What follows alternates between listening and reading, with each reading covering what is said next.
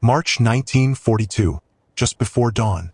A steel door slammed shut on Alcatraz Island, Cell House D, and the echo rolled for 7 full seconds. Inmate number 1117 stepped forward, Ellsworth Bumpy Johnson. One man against 336 inmates, guarded by rifles, fog, and the cold Pacific. They said no one ran anything on the rock. And what happened next reportedly made even veteran guards rethink that rule. By the early 1940s, Bumpy Johnson wasn't just a Harlem name. According to police estimates at the time, his network touched thousands, numbers runners, collectors, messengers, moving cash every single day. This wasn't about street fights. It was about control, protection, and silence, the kind that keeps neighborhoods calm and money predictable. But pressure was closing in. Federal heat, state charges, and whispers that Bumpy still carried influence even behind bars. That's when the decision was made. Not Sing Sing, not Leavenworth. They chose Alcatraz, the place designed for men who refused to be managed. This wasn't personal. It was profit protection. Alcatraz had rules carved into stone. No gangs, no deals, no favors. One misstep and you vanished into isolation. The administration's logic was simple. Strip Bumpy of contact, strip him of power. But here's the twist. They underestimated how power actually worked.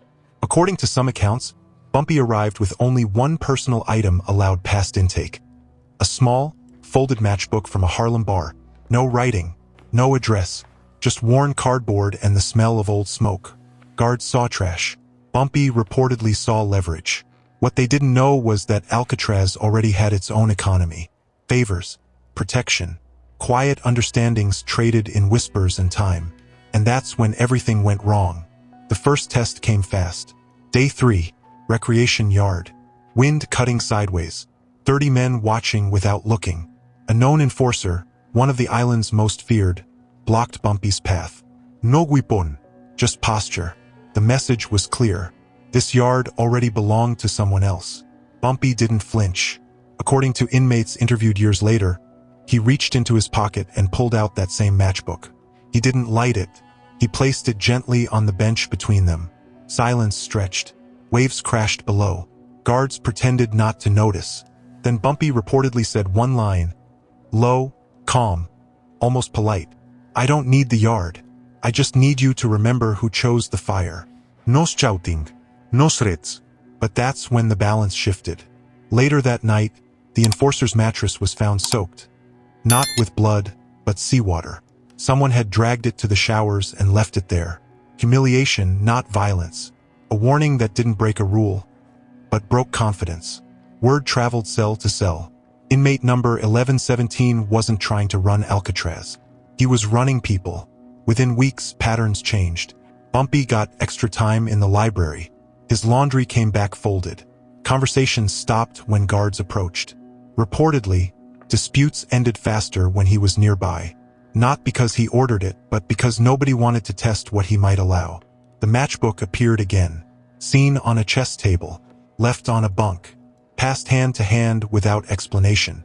According to one former inmate, it became shorthand. If the matchbook showed up, the issue was over. The administration noticed the calm, but not the cause. No stabbings.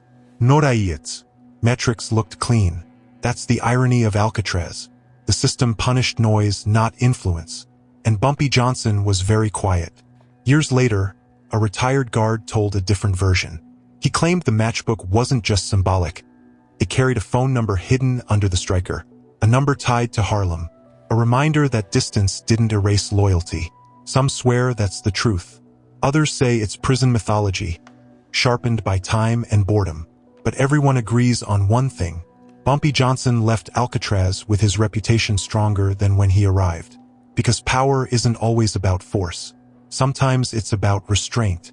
And sometimes all it takes is a matchbook no one else knows how to read. Respect isn't given. It's understood. And the next story, it gets even colder.